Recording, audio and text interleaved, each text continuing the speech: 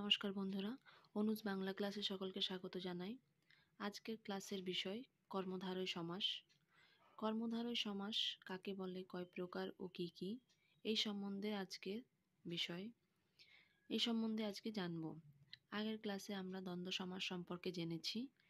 যাদের ভিডিওটা ভালো লাগবে অবশ্যই লাইক, কমেন্ট, শেয়ার করে দিও। আর যারা নতুন তারা প্লিজ সাবস্ক্রাইব করো, তাহলে আমিও উৎসাহিত হব আরও নতুন নতুন ভিডিও বানানোর জন্য। কর্মধারয় সমাস কাকে বলে? কর্মধারয় সমাসের পুরো ডেফিনিশন এখানে দেওয়া আছে, সকলে একবার দেখে নিও, সকলেরই হেল্পফুল হবে। কর্মধারয় সমাসের কয় প্রকার? কর্মধারয় সমাস 5 প্রকারের।